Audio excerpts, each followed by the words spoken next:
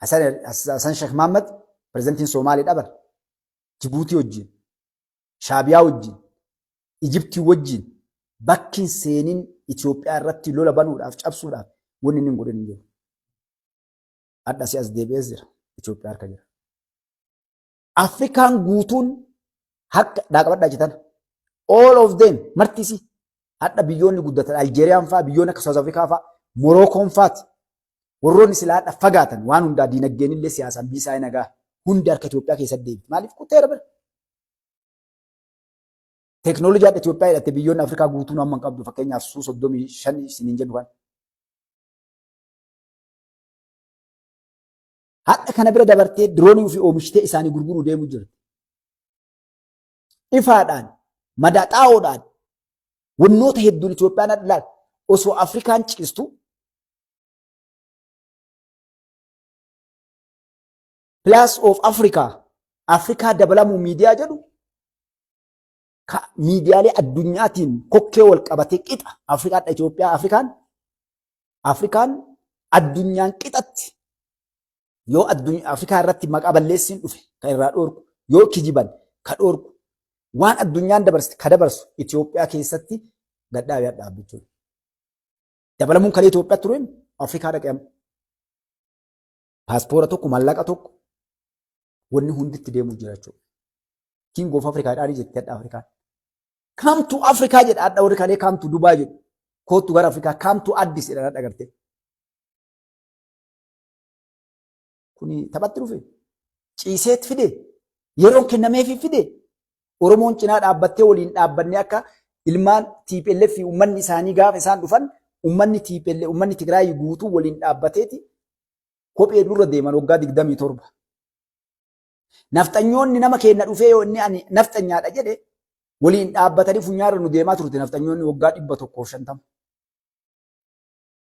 Tokkotti isii waa dalaguu hin dandeenye halkan takka. Farshoo fi dhuganii dubartii naannessuu osoo deeman hundi isiitu gartee 4 kiiloo kana keessatti wal awwaaltii kun akka hireedhaa kan Mangistuu Hayilamaariyaam baqatee ba'e Mallas Zeenaawii dhaala beereef isaa galee Hayila Sillaaseen waggaa meeqaa gartee barcuma isaa jalatti awwaalaniiti achitti biyyeen isa nyaatte miliinikii dhukkubsatee yonnaa seenee achitti awwaalamee tare Hayilamaariyaam dubbii tana maraa argee iji yoo dalaa jedhee gartee abbaan biyyaa dhufee jalaa goreeti gartee nagaan bayadha seenaa gaarii taa'u jira jechuudha. Maaliif hundinuu qawween dhuftee qawween litte? Mootummaan karaa nagaatiin dhufe mootummaa bichuuti. Oromoon dhiifama naa godhaa maraan harka 190 xiiti kaa'amma iyyi waanaan jedhi gabbayii lallabe. Harka 190 Oromoon feetu. Hayyuu Oromoo jagna Oromoo beekaa Oromoo. Maaliif harka 190 hin dhaabbanne mootummaa kana waliin. Warri hadha ganda keessatti caffee irraa eegalee naannoo Oromiyaa alaaqaa jiru eenyu? Tigree, Amaaraa, Guraagee, Walaayittaa kan baatan ilmaan Oromooti. Warra uummanni fidate bakka bu'oonni uummataa ganda hundarraa dhufan. Baal irraa, Harargee irraa, Shawaa irraa, Gujii irraa, Boorana irraa, Tuulama irraa bakka hundaa dhufaniimi. Ganda Oromoo keessaa guutuu akka hojjetu. Maaliif sheerii qaban? Kaadiree milishaan ganda keessa deemtee tumtee halkan dhiittee balbalaa cabsitee seentee roondii maalii birrii akkanaa kennettee kaballaaf dhiitichuun bara Oromoodhaa uummanni Oromoodhaa. Waan kalee gartee mootummaan irratti irratti dalagaa jiran dhiitanii kabalanii gartee halkanii mana namaa dhiituu dhiisi kabajaan dhadhoofta hangoo qabdaafonni balbalaa dhiittee balbala keessa buuftee seentuuf hin jiru. Namni silaa seera nama kabachiisu nama barsiisu waraqaa mana murtii malee balbala namaa dhiittee durriyyeen seentee waan feetes gootee jechuudha hangoo qabnattee. Eenyu kana dalagsisaa dhagaruu dhaban arguu dhaban argaa jira. Jiruu qaba uummanni keenyaa jiruun qabu maa kana dalagan.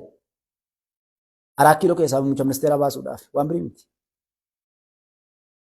Maal jettee saamti? Gara kaaniin saamaan hungaa qooda naqa abbaa feetan keessaa natu maal as jira caffee jira bareeda. As jira paarlaamaa jira bakka bu'oota uummataati. Naqa na jira as jira dhalee taabbaatu. Saami naan gahee waan fuutee qofaan kijibin. Daati sheer jettiin faranjii sheerii qaban waliin. Tartiibni guutuu isaa akkanatti saba keenya dhiiga dhugaa jirti duriyyeen jechuun si galee. Kanaaf wannaan Oromoon harka 190 nafxanyaaf TPLF waliin dhaabbatte siin jedheef boo'i kurrifadhu qaama. Akkas nuun jedhe Mustafaan jedhi mataa lafarri hojii teessan isin ana isinitti hima. Uummanni keenya kadha saamamu ganda keessatti hunduma ta'uu qatee cadhisa maaliif osoo amma nafxanyaan tokko yookaan gartee TPLF yookaan osoo Ijipti irraa mootummaan Ijipti naqaa keessaa seede albee guurattee yaati baangaaf dhagaa guurattee karaa gubbatti. Dhagaa tokkoon shimbira lama siin jettee ati gaafatte. Dantaa keenya guurachuu jira mana qabdii bara martame ijaarrattee bakka hundatti. Ka guddina jiru ka aanaa jiru bar guddinatti mana ijaarratee qaba. Ka guddina jiru dhufee gara Finfinnee Bishooftuu Adaamaa Dirqawaa baatee barjee Naqamtee maali manoota qabani bara. Gariin ka makiinaa bitate waa hundaa nyaquuf godhanii jiran isaan ammoo waan gowwinna isaanii. Miskiin janshamee biroodhaa. Hin haftiif seeta manaami ta isinii haftu dhagaa kaadiree dhagaye lafarra hiiqaa farshoo dhugaarti yoona teettee bara. Yoona farshoo fi xuruurachoo jirti. Dhagee gaarii akka harisitti hima. Farshoo gara gadhudde saniif qurxii mana naftanyoota nyaatu san garte. Wuccuu ati uffattee bututtee dhumtee alatti guutuu haqqistee deebista garte.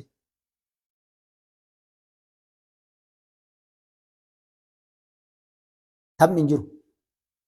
Oorruun gamaa lafan baatu talbaa facaafata taatii tokko qotee tokko nyaatu tokko gaggalaafata taatiin qaran dalanne amma dalanne.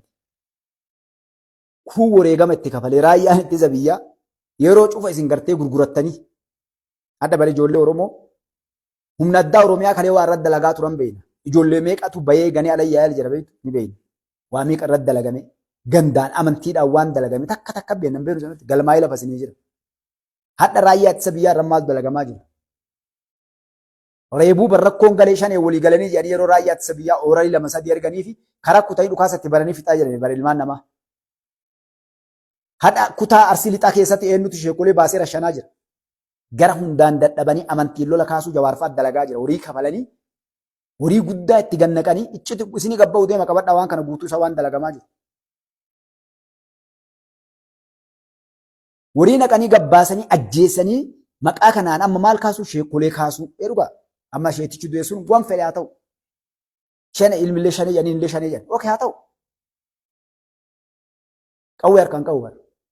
Ilmi isaatu yoo qawwee harka ol qabee harka kennate irra shanamu. Mana murtii dhiyaatee lubbuu namaa yoo ajjeesee jiraate ajjeefama waan heerri biyyaatti mure mana murtiitti murteessaa jechuudha. Ajjeesanii ilma namaa diidaggatuun abbaa fedhe haa ta'u. Abbaa fedhe amantii fedhe haa qabaatu. Reef ilmi namaa kabajamaa. Bineensi wal awwaalaa jechuudha. Kun hundi ka dalagamaa jiru adda mootummaan naannoo Oromiyaa illee arguu dhabe argaa jira ni beeka. Maaltu deemoonni kun siyaasa dalagaa jira moo uummata mootummaa irra kaasaa jiran? Siyaasa dalagamaa kun mootummaa irratti uummata kaasaa jira moo uummata jiilchaa jiran? Uummata bari hin jiilchitu. Uummanni yeroo ati hiraarsitti fidde ilmi namaa kun akka ati dhooftuun akka ati hammeessituun dallanaa dhufa ilmi namaa. Ilma namaa waan dhugaa inni gaafate ta'e amansiisa. Balleessu adabi. Garuu adaba gartee seeraan ala itti deemte ilmi dhiiga duratti haga fedhe osoo dhugaa fedhe sitti amane yeroo ati bara wanta ajjeesuun takka yakka.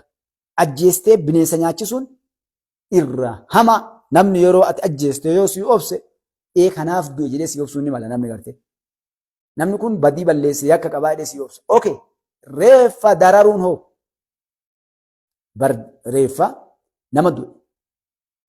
Namni kumu biyya kamittuu reeffi kabajaa qaba. Keessaayyuu reeffi musliimaa shari'aa islaamaa keessatti hattaa yoo dhittu janaa'iza yoo dhittu reeffa namaa fakkeenyaan ni goggoga yeroo baay'ee. Reeffa kana gad deebisee harka isaa bakka deebisee hidhaaf yoo ati lafee cabsite yookaan wanta gootu Nabi Rabbi salaatu wasalaam maal jedhe Rabbi gumaa kafalataa jedhamu guyyaa gartee qiyaamaa namsa irraa. Warra reeffa dhiquuf yeroo wannaa himan kabajaa qaba. Isin galee soo kanaaf obboleewwan ta'e isin jechuu barbaade karaa kan dhufe maali akka naragaa gaariitti hundi keenya namoonni waa dubbachuu dandeenyu barreessuu dandeenyu uummanni keenyallee kana dhageettan mootummaan federaalaa kan biyya bulchaa jiru is clear waan hundarraayyuu qoma dhannee nutu ragaa irraa bayaaf ajjechaa nama ajjeesanii gatan maal godhe harkeessaan qabu. Wanni deemaa jiru mootummaa naannoo keessatti gubbaa irraa ajajni kennamee fi kaadiree ganda keessa akkas dalagaa jiraa fi waan biraatti oofaa jira. I don't know. Garuu itti gaafatamni irra deebi'e.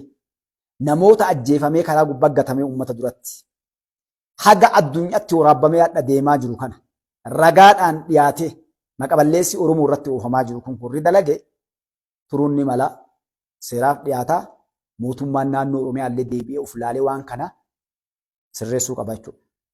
Hin sirreessa jenna malee kaqara dabreellee itti gaafatamu abbaan dhimmicha kana ajaja kenneef dalagsiise haga fedhe turii dafi jalaan ba'uun isaan oolu jechuudha. Kun waliin dalagamaa jiraachuu sabni keenya kan daganne. Irra isin deebi'a. Wanni dalagamu guutuu horii Ijiptiif Shaabiyaatiin dalagamaa jira. Ka dalagaa jiru shakkii takka malee jala isin hime. Jawaar Maammaffat dalagaa jira. Namuu qe'ee ganda addaan qoodamtee dalagaa jirti. Wallagga ijoollee Wallaggaatu ficcisiisaa jira. Shawaa ijoollee Shawaatu ficcisiisaa jira. Arsii ijoollee Arsiitu ficcisiisaa jira. Bakka hundattuu ka dalagamu Iluu Jimma bakka hundaa bakki yakkii hadha keessa hin jirre Baale qofa. Baalillee seenaniitti bobbanii jiranii Baale ofirraa dhoorgaa jirti amma. Baale keessatti nama haarawaa dhufuuf kaan guutuu isaa adamsanii guuraa jiran. Maaliif faannoo guuranii erganii jiran gartee Jawaar Faati. Jaarraa maal kanneen nafxanyoonni jirti, goobba nafxanyoonni jirti bakka hundatti haga roobeen baatu bakka hunda keessattuu nafxanyoota facaasanii jiran jechuudha. Warra afaan Oromoo qajeelloo beeku kana warri karaa pee asiin na dura deemtanii yaadattanii shoofeera fakkeessanii daladduu mana bunaa fakkeessanii leestuu waan hedduun naqanii jiran. Kan isin himnee jirra yoo xiqqaatte waggaa tokko ol isin himaa jira Mustafaan. Kanneen guutuu naqanii leenjisanii jechuudha. Faannoon leenjistee guutuu isaa. Qaras naannoo Finfinnee kanneen naqaa turanii Dirqawaa bakka hunda. Bakki isaan hin naqin magaalaan gurguddaan Shaashamannee hatta magaalaa xiqqaa nama 20-30 nyaataaf naqamanii jiran. Wanni Jawaar akka naati sa'a 24 afaan baneen irratti iyyuuf diqaalaa isaa bakka hunda Oromiyaa keessa naqsiisee jira jechuudha. Keessaayyuu kutaa Arsii keessa. Nageettanii magaaritti jarana nagaa Oromoo Rabbi malee waan sodaatinaa. Jaalala ilma namaa fikiriin jan irraa si qabee jiraate ilma namaati inna lillahi wa inna ilaihi raaji'uun warri fikirii irraa qabee jira Jawaari. Warri fikiriin Jawaari irraa isin qabe sharaan Islaamaa illee ka kiristaanaa akka aadaa Afrikaatti illee ni dhoorga ilma namaa jaalachuun dhiira. Kanarraa kaafetti diinni guddaan hadha Oromoon qabdu. Eenyuun duratti abbaa feete gabbayii nama oolu. Diinni guddaan hadha hirribanuu dhabe ilmaan Oromooti. Oromoo salphisuuf diqqeessuuf Dr. Abiy Ahmed Aliitiif miti. Abbichuu hin dandeettu. Maaliif namni kun haqa qabatee deemaa rabbitu fide mootummaa adila waa takka godhuu hin dandeettu abbaan fedhe itti bahe. Haga muummichi ministeeraa shiran dalaginitti natinitti amaana rabbitti kenne haga nyaatin rabbiin mootummaa adila gartee ni tumsaaf. Mujriima ammoo galgalli isaallee salphinna. Akka dhiiga hojjaa gad deemaa jechuudha. Warri kun wanna dhagaa wanni isiniin. Anillee atillee guyyaa tokko nu dura jiru guyyaan gaafatamu. Maalirraa? Isin hojii dhabdanii as dhuftanii jala teettanii isin caala waa beekaman dhuftanii jala teettanii asumatti. Waan gammachuu dhaga'uu barbaaddan waan biyya teennaa bu'aa qabu. Gariin namaa biyya keessa jira abdii dhabee jira. Gariin biyya alaa jira biyya namaa keessa badaa biyyi teenna toltee gallaa jedha. Gariin namaa gartee gabrummaa kan lafee isa cabsite. Kun ka seenaan beeku kun ka dhageettiin beeku kun ka ofii arge. Badana salphina kalee sanii dachaana akkam. Hadha gariin namaa bar namoonni hubannoota qaban abbuma fedhe nu haa godhu. Kan namni afaan keenya dubbatu Oromoo jedhu bulcheedha hadha namni waa hubatee beeku garte. Waan birii guddoon barbaadu namoonni hubannoota akka gaarii qaban. Haaga gabroon sun ajjeesuu qalee sibiila doomaadhaan haa gartee gubbaan ganna goorra'u. Kama namni afaan kiyya qabatu hadha. Takalee Oromoon gartee wal nyaatti wal laaltu. Aramanee nuun jedhani bargara jabeessa badaa ka ofiyyoo waliin taane ka wal qalu. San mirkaneessuu deemti ijoolleen kanatu jira. Gariin ammaa hoo tanaa quban qabu bes chee harree gartee. Chee yoo jedhan harreen guutuunu harree takkaan abbaan chee jedhe harreen guutuunu gurra dhaabdi. Komantiidhaan qabsaa gariin namaa garte. Hin beeku bara. Maaltu deemaa jira? Siyaasaarraan beeku. Guyyaa takka sabaan dheebonne. Guyyaa takka bakka takkaan dhaabbanne. Seenaan dubbifne. Kitaaba tokkoon dubbifne. Walgahii takka dhaqee waan dhageenye. Dhaaba tokko bira taa'ee gartee dhaabni tokko isa ijaara. Ni fiiga. Namni tokko isa quban qabu. Waan godhu hin beeku. Guyyaa tokko dhufa. Guyyaan Rabbiin lubbuu fakkeenya Hacaaluu isin kaasa. Lubbuu Hacaaluu tana Rabbiin maa ajjeefamtee gaafata. Eenyu si ajjeesee gaafata Rabbi. Eenyu hima beektani lubbuun tunka galmeen Rabbii malaayikaa jiranii katabdii mire. Namni ajjeechaa Hacaaluu irratti guyyaa san gammadeef harka keessaa qabu guutuun galmeerra gabbaati. Hadda bar galmeen namaallee akkasuma bar. Ni dhufti inshaallah guyyaan suni gumaan Hacaaluu kaadhafe kun galmeen Hacaaluu taadha cufamtee mucaasantu ajjeese yookaan ajjeefne mormantuni beektu isin akka galmeen kun guutuun banamuu deemu. Heerri jijjiiramee Itoophiyaantu wanni hundi Inshaallah filmaata kana yoo achi dabarre